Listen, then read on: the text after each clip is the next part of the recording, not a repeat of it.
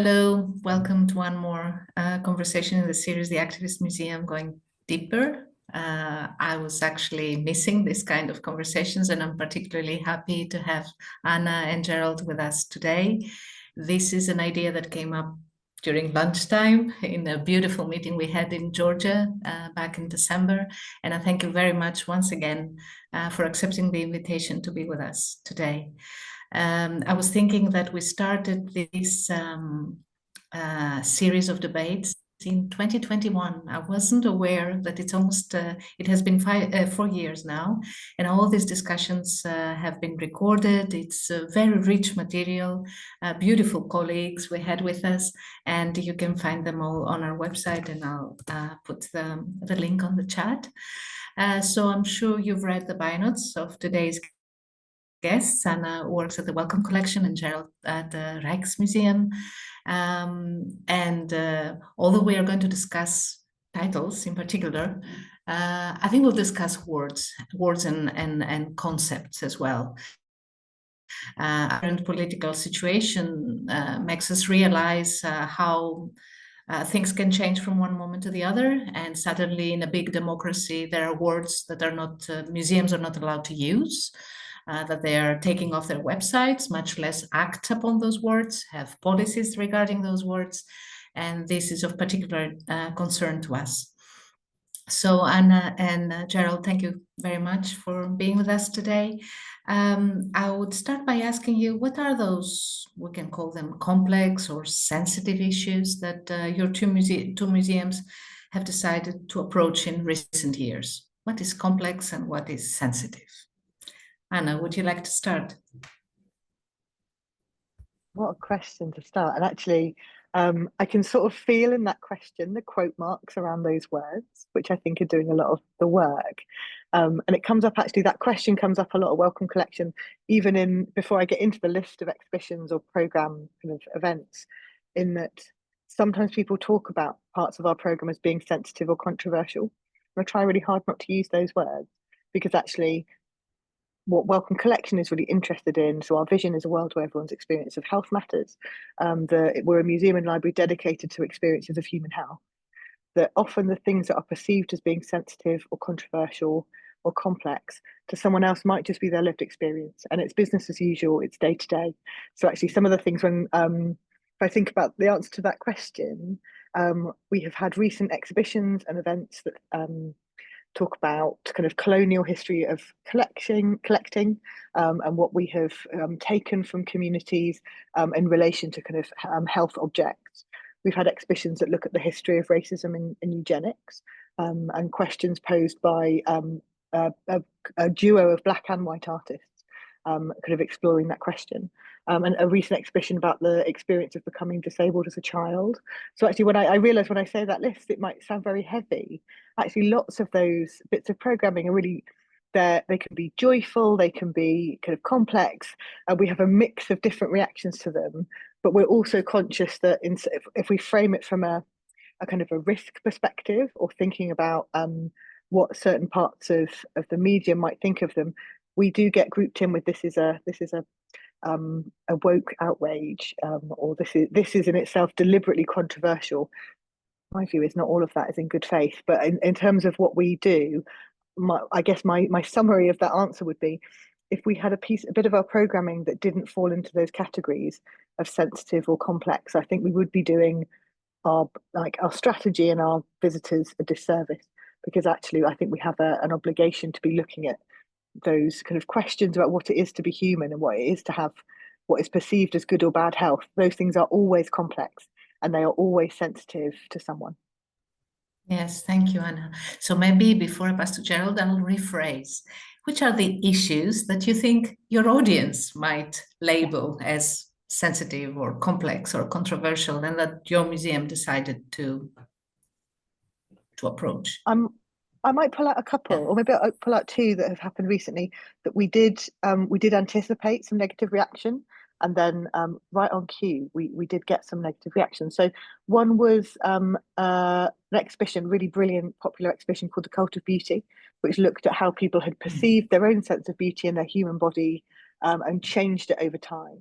And as part of that exhibition, we worked with E.J. Scott from the Museum of Transology and looked at kind of objects that told that story of people kind of changing their bodies or kind of reflecting their own kind of self-identity.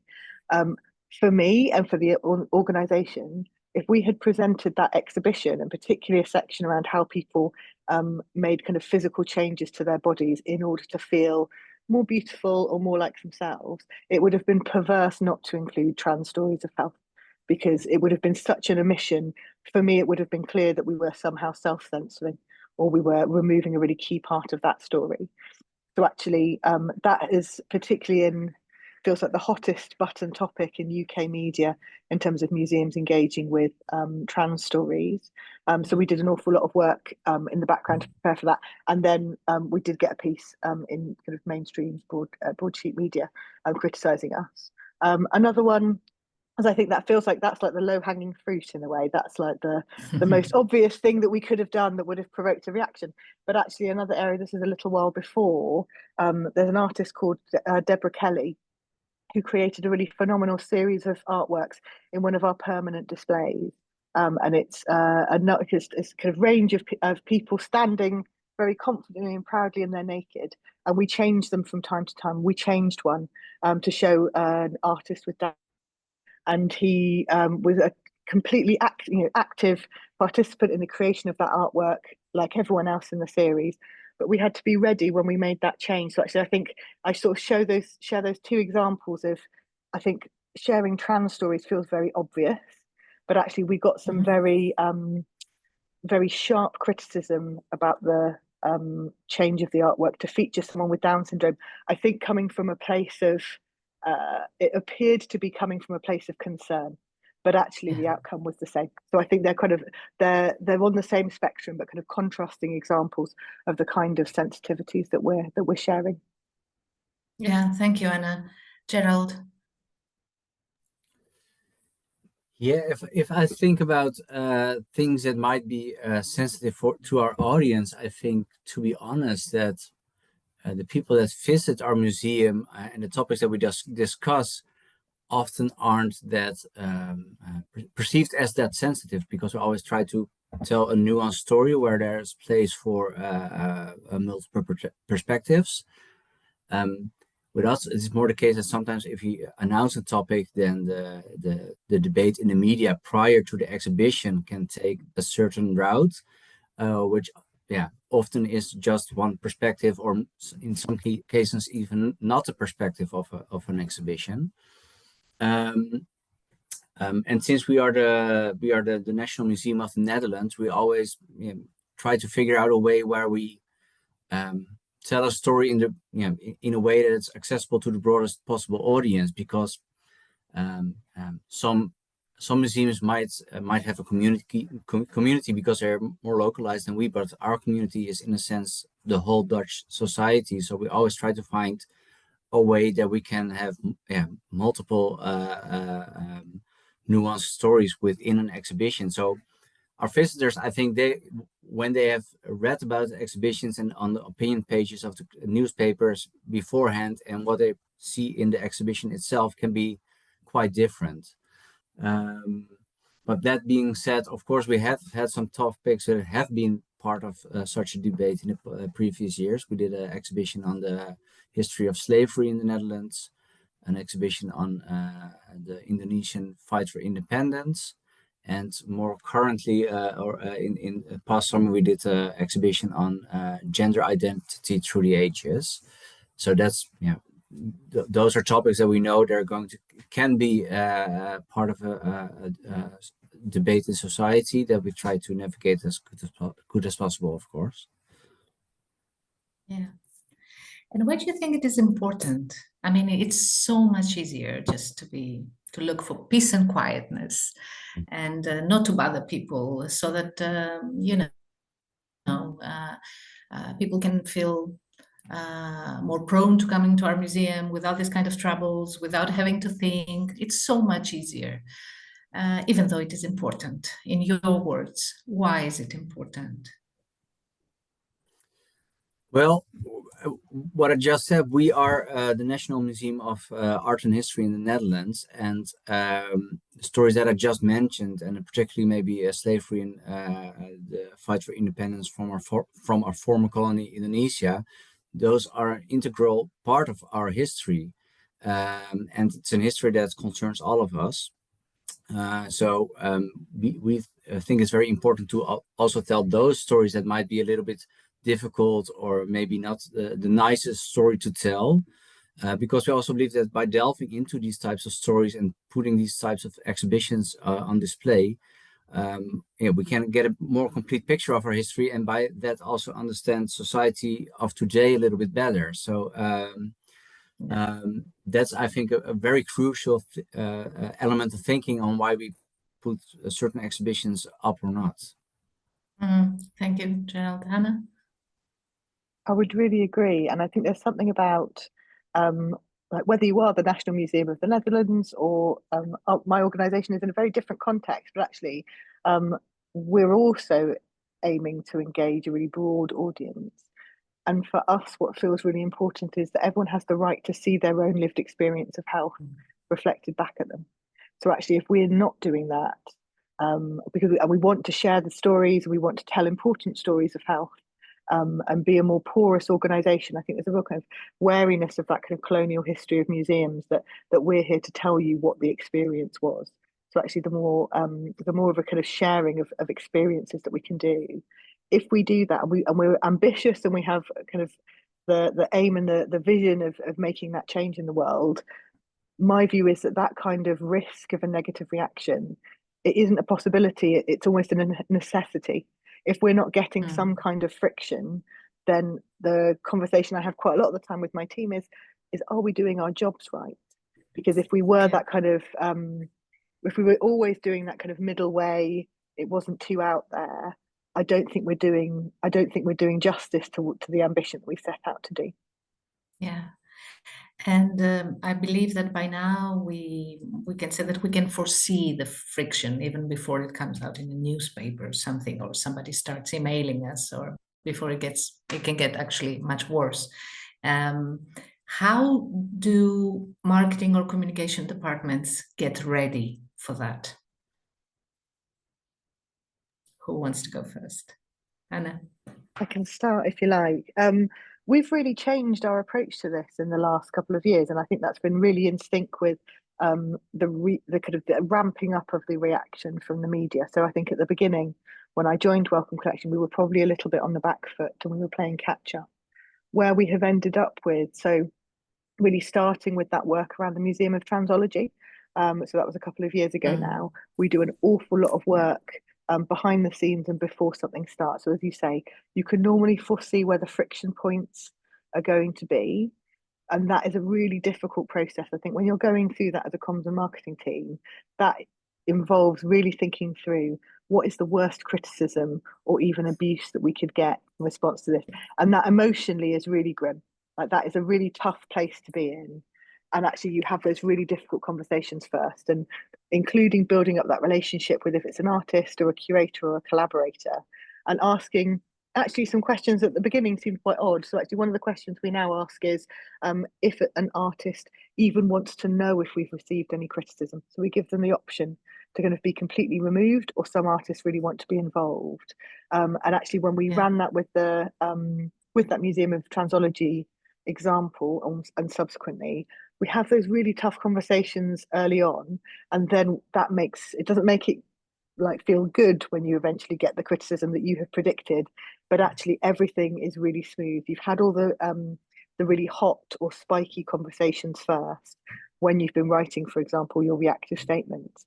And actually, so when we had the Telegraph or we've had the Times approach us, we can really quickly respond with the reactive statement. We don't have to approach the artist and get anything signed off. Actually, it's there and we're ready.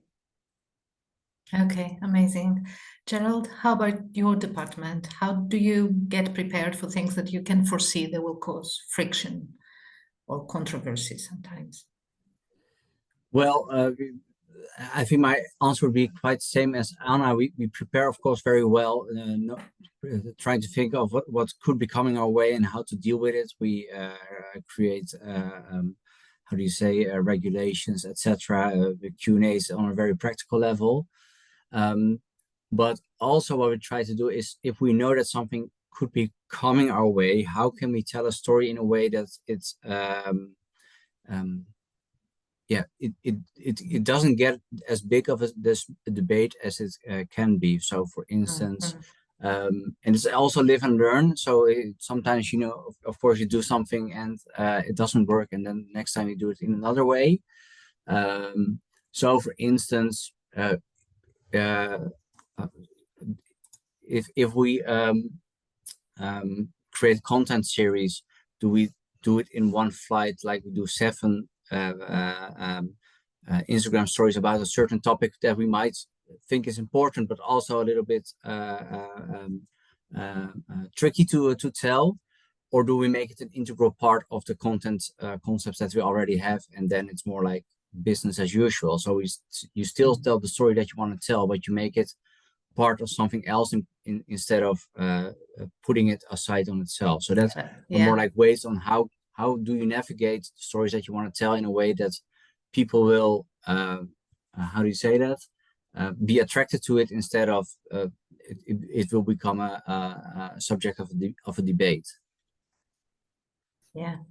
And before we get into the issue of the titles, and because Anna somehow already touched upon this, who do you need to think about when you're preparing?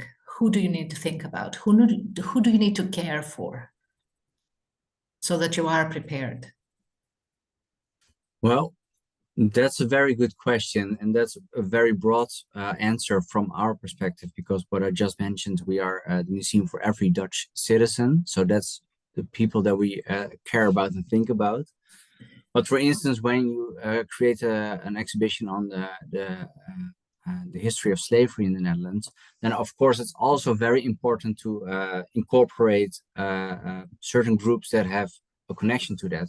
People whose ancestors may have been enslaved, people that are very knowledgeable on the subject, so that you create a story where you have as many and plural perspectives as possible, but also avoid blind spots, etc. So when we do exhibitions like that, we are very conscious to work with people from a background that's that they do have say in how we create it. So it's a very a balanced story as it can be. Anna? I would say really similarly, and actually I wonder if it's helpful to share just some really practical things that we go through at Welcome Collection. So part of it is, as well as that kind of broad thinking and kind of inviting expertise from people with lived experience, there's some very practical things that we go through in terms of staff and contributors. So particularly what I'll broadly call public facing staff. That's normally our visitor experience team, but also our comms team, who are normally kind of can be actually exposed to quite a lot of digital criticism. Anyone who's named, so we're really conscious of our curators and our director, because they're the ones who might hold more profile and therefore are easier to for people to find online. There's also something kind of that becomes quite complex when we think about abuse or criticism on social media, that we might be able to say, protect our staff, and we might be able to suggest to our director, for example, don't go on our social media accounts. But actually what we think about quite a lot is, it might not be the person who's named in the criticism that sees most of those comments. It might be someone who shares that characteristic or shares that lived experience. So we also have we think about the responsibility we have to how far do we engage with trolls. I would say not very much, because the more oxygen we give to those conversations, actually it's not just about protecting our staff, it's about not exposing our followers online to more of that kind of abuse. Yeah. Do you take the initiative of deleting comments? And what is the criteria to make that decision? Broadly, and my social media team think really carefully about this, criticism we will leave up, abuse we will always take down. But there is a bit of nuanced thinking about if we were getting a lot of criticism about an area that we felt very strongly about and that was connected to value. So if we were getting criticism that was around, say, LGBTQ, or about kind of content about a particular area, we would think that it's not always enough just to delete the comment or to leave it there. because actually what we need to do is, if we need to step in and clarify our position in support of LGBTQ people or in support of the content in the exhibition, we will go in, but that's in a really limited way. So actually we take it on a case by case basis. So sometimes, yes, we'll delete it, or do that. The other thing is we choose our platforms. So on Twitter, we're not on Twitter anymore, but actually we had really stripped back what we were posting there because we couldn't delete comments. So Instagram gives us a lot more flexibility. Okay, great. Gerald? Yeah, I would actually say quite similar. We everything that's hateful, we delete. If it's criticism, we put it up, and then there's always or keep it up. There's always room for when on certain topics, when do you remove it or not. It's an ongoing debate, and we also notice that we really need to trust our community, because people will often also step in, help people with new insights, nudge a debate in a certain direction. So sometimes it's also good to just see how it unfolds before we react, and often it's already resolved before we even need to intervene. But that's, of course, for everything hateful, we take it down immediately. Okay. So the big question is, what's in the title? We decided to have this conversation because I picked up one discussion between the two of you of how important it is, when you can foresee controversy, you can foresee abuse even, not to put people, let's say, in the defensive position from the start, with a title that might, I don't know, announce a lot, and then just because of the words, people prefer to stay away. They don't want to get involved. So what's in the title, really? What is your involvement in that? Who do you collaborate with? Are you asked by your museum to be part of this decision? Do you want to share a bit of that? Sure. And maybe controversy can always happen. So when we think of a title, it's not that we shy away from controversy if it can happen. I think with us, it's more, how can we create a title that creates attraction from the biggest possible audience, to make them curious to the exhibition. Of course, it needs to do right to the exhibition, so it has to be have a strong connection to it, but it also has to intrigue an as broad as possible audience. Titles are always with us. We work in a project group on an exhibition, and in this group are people from marketing, people from press, but also the conservators, a lot of departments. And there you often have suggestions of titles, and sometimes it can come from any corner of the organization. And then sometimes if we think it's a tricky subject, we test them with the audience, and then we decide what the title will be. I think we have a strong say as a marketing department in the title that we choose, because it's also of course a marketing means. And if we think about a title and in sense of, okay, how can we attract the broadest audience possible, and we know it can be a tricky subject, we do think sometimes, okay, maybe we should, maybe a very clear example is maybe the best way to go. Last year we had an exhibition on gender gender identity through the history of Western societies. And we really had a debate, do we need to put the word gender in the title? Because it's not per se, okay, we don't shy away from controversy, but it's also a very politicized words nowadays, where people immediately have an image in their mind where the exhibition will be about. And maybe that's not what the exhibition is about, but people have a preconceived idea. And then I think a lot of people that we want to reach as a museum might say, oh, that's not for me. That's probably something very woke from the Rijksmuseum, where we find it very important that those people do take a step into that world and maybe discover stories that are relatable or interesting, and they learn something. So in this case, we decided, okay, maybe we should find another way, where if you have a poster and the only thing you can put on the poster is the name of the exhibition and your logo and the dates, you can't put any other context there. Maybe we should not use that word there, but in the means where there is the possibility, like video and the website where you can get text and you can give all these nuances that you want to tell.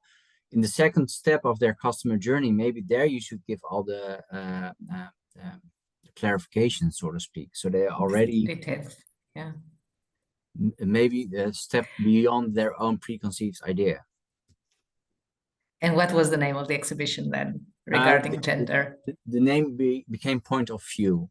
Point of View. Point of View. And was there a subtitle to it? Yeah, there was a subtitle, and there was we did need to use the word gender because Okay. it was a little bit too cryptic, but we didn't always use that subtitle, so we really tried in the first step to tell it from that the main title. Yeah.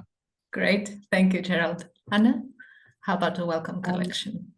I would really agree, and I think sometimes it can feel like there is so much weight on the exhibition title, which sometimes at Welcome can be one or two words. That actually, how can that possibly hold? And when I completely agree, when you've got out of home advertising or digital advertising, on a tiny little digital ad, you actually might only get one or two words in that space. So being able to hold those conversations between marketing colleagues, curatorial colleagues, to find, and often artists actually, if we have solo artist shows, that's also a real tension, because what you're trying to do there is marry an artistic kind of curatorial vision with something that's going to achieve what Gerald has just described in terms of broad appeal. I thought I'd share a question coming at this from a slightly different angle, a question that came up recently at Welcome Collection. I'm going to use a word that some people might find offensive, so apologies, but I sort of have to use it for this to make sense. Was a question about whether we should use the word crip in an exhibition title. And the rationale being, it was a word chosen by the curator and the artists involved, and it felt really important. And I think probably important for this as well is, I'm a disabled person, but I feel fairly ambivalent about that word. So I don't necessarily identify it, but I appreciate that other people do. And we had a really live conversation in the organisation about what does it mean to use that word. And actually, if we had used that word, then it might be appearing out of context, or it might be on you might walk past the front of that exhibition in the building and you might not choose to look at it, and you might find that word deeply upsetting, and for you it might be a slur.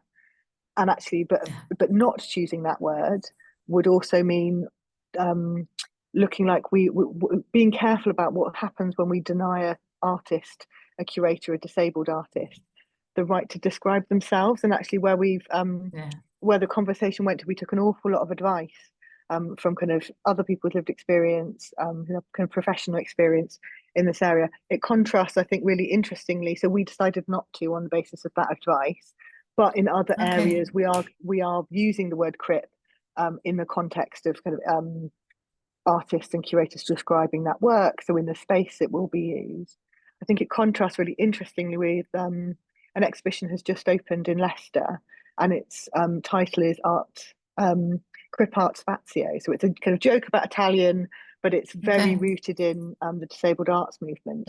But I thought it was very interesting that their press release has a huge amount, just that point that you made at the beginning, Maria, about words. They've got a couple of paragraphs about why they named that exhibition what they did. And I think that just feels like such an echo of this conversation, that we decided that we wouldn't at Welcome Collection.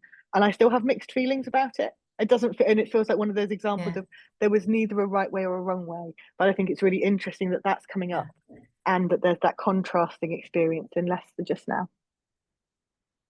I'm very happy you brought this up, because a couple of years ago in a conference in Athens, I heard for the first time disabled artists identify as crip artists, and I froze. When I heard the word, I froze. I had no idea. So during the interval, I want to talk to understand a bit better.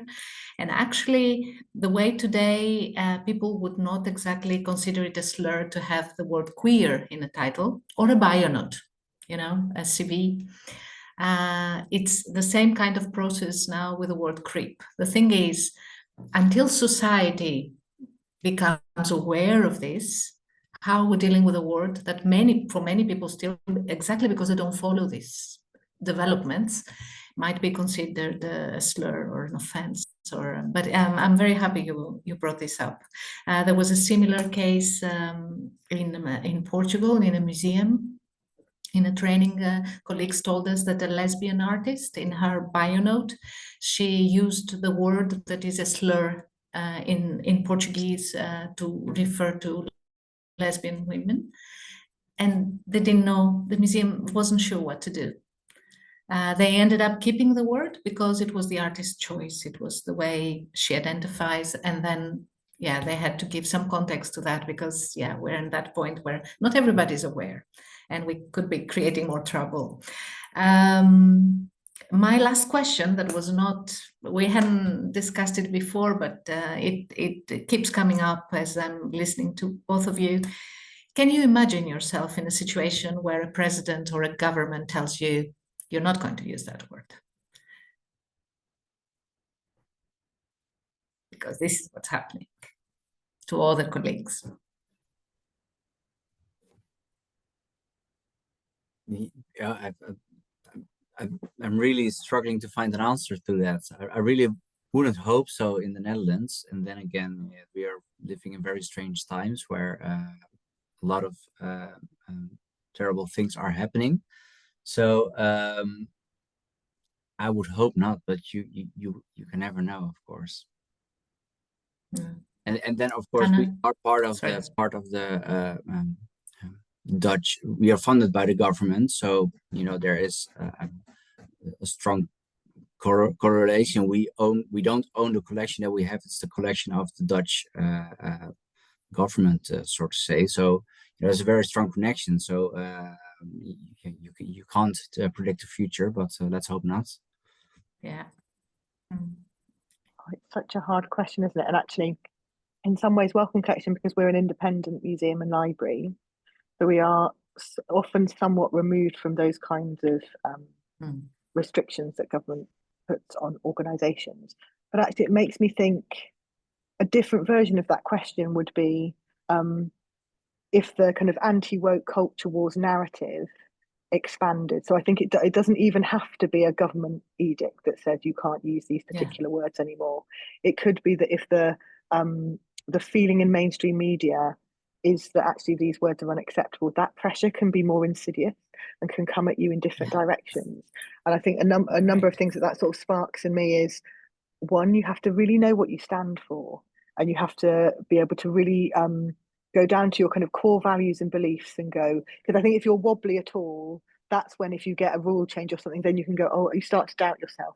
And actually, as an institution, if you really know what's important to you, then you can pull out from that. I think there's also something about, again, this is a half thought, you're getting this very live, is there are things about, I'm a comms person, so I really love words, but there's also, if particular words become kind of forbidden, is actually how can we keep doing the work and detach it from the words, because words in some ways are quite transitory. Even the word crip or the word queer, the meanings kind of have fleeting kind of moments. So actually, how can we keep doing that work when we know that those words are changing and those requirements or restrictions are moving around us? Yeah, I'm trying also to put my thoughts in order around these issues, and I'm going a bit to your direction these days, Anna, that we can continue doing what we're doing, even if we're not allowed to use a word, and we have to see how, and maybe how we can support each other as well. Okay, thank you so much, both of you. We have quite a few colleagues with us. Do you have any questions, comments, thoughts, worries that you would like to share? And please feel free to turn your cameras on or to write your comment in the chat, whatever is more comfortable.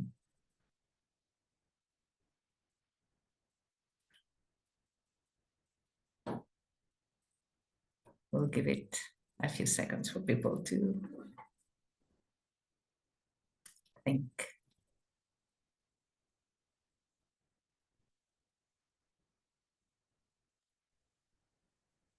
Yes, Soraya, please. Hi. So I have a question. Thank you so much for the interventions. Great to hear. I just have a question, and I don't even know how to frame this quite well. For the comms teams of museums and cultural institutions, which is, the times we're going through are extremely volatile and fast-paced, and the crises are almost instant.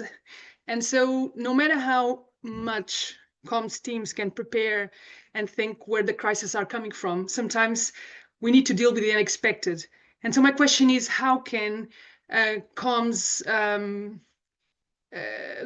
teams be prepared to work under this in the second moment? Because sometimes the crisis comes from someone that we never expected. And I remember that, you know, I have some experiences on that typical PR crisis, that everything blows in a second and we were not expecting. We expected A, B, and C, and then what happened was D and E. And so my question is, and I think this is going to be probably the future, looking at what's happening politically, socially around the world, the question is, how can we prepare, or how can institutions be prepared for this kind of this kind of turmoil we're living in?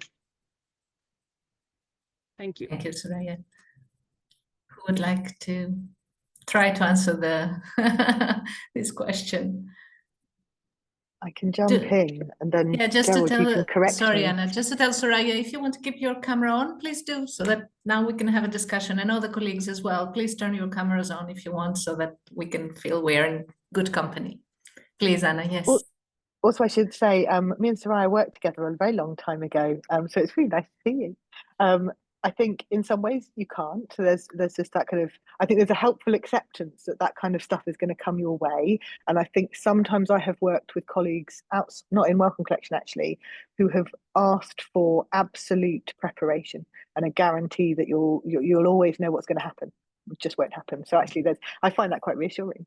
But I think this is quite a boring answer. Some of this is about policy and procedures.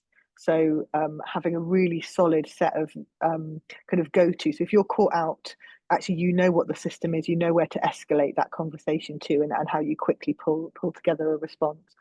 But that sort of speaks to something deeper about relationships. That if you've got a really good team and you've got kind of working in a confident, trusting way, that's going to put you in a really good position. What you don't want to do is go into a crisis and to feel like you don't really know who you're working with, and to have very brittle relationships. I think that's when you can actually make some quite serious missteps. And also it's quite an emotion, it's an emotionally taxing experience anyway. If you're doing it with people that you don't really know, that's really hard. So it's sort of, that's a kind of a longer term ambition, that when you've got really psychologically safe, strong teams, they're always in a better situation to take on something that might be a surprise. 100% agree. And I totally agree. You can't always prepare, and if you have a good team and you have a good set of base rules, then you have to just go along with the crisis as it unfolds. And I also very much agree with Anna mentioned in her previous answer. Know what you stand for, and also use that to navigate the crisis that you are in at that moment, and don't get too much caught up in the moment itself, so to speak. Soraya, any second thoughts now? Not yet. No, not yet. Okay. Would anybody else like to make a comment, share something, ask a question? Please do.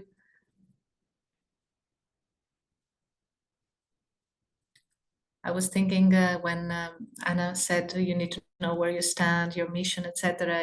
I felt almost hurt when the first American museum changed their mission to take out some words, and said but as you were saying, it doesn't mean you don't continue doing the work you have to do, but we need really to follow this now and to see how it develops, and what we can do and how we can support our colleagues before it comes our way. We never know. Yeah. Okay, if there are no questions or comments, maybe we can leave it to this. Rita, would you like to ask something, or no?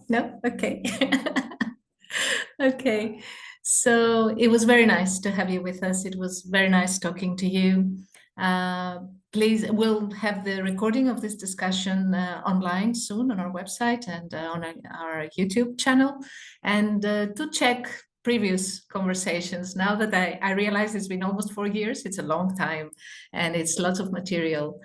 So thank you for being with us today and see you soon, I hope. Thank you, Anna and Gerald. See you soon. Thanks, everyone. Thank you. Thanks. You're welcome. Bye. Bye.